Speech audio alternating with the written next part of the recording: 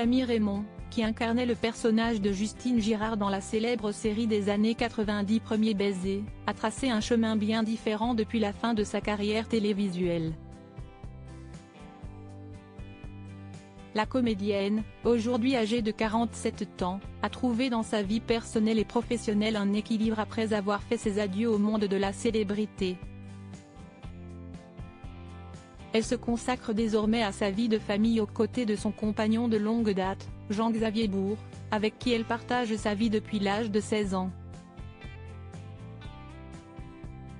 Père de ses 4 filles, il est un homme discret.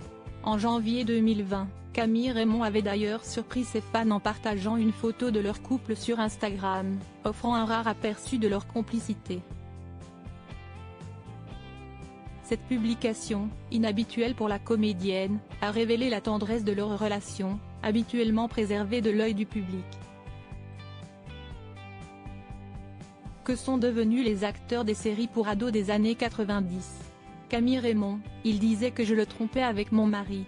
Malgré leur longue histoire d'amour, le couple a dû surmonter des moments difficiles, notamment lors des années de gloire de Camille Raymond.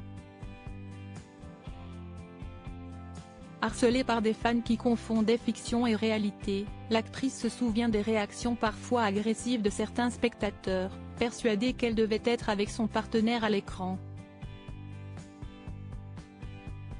En août 2021, invitée dans l'émission Elles ont brillé à la télé, que sont-elles devenues?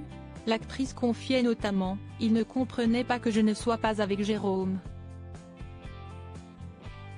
Des gens étaient énervés, ils disaient que je le trompais avec mon mari, ils étaient vraiment en colère. J'essayais de leur expliquer que non, c'était dans la série. » Après 5 ans passés sous le feu des projecteurs, Camille Raymond avait fait le choix de se détourner des plateaux de tournage pour se consacrer à ses études. Avec brio, elle avait ainsi obtenu des diplômes en finance, sciences politiques et médias communication, établissant ainsi un nouveau parcours professionnel dans des institutions prestigieuses telles que l'EFMI et l'OCDE.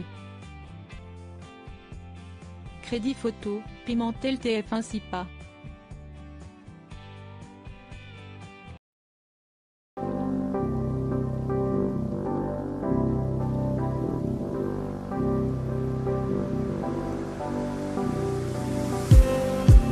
Just need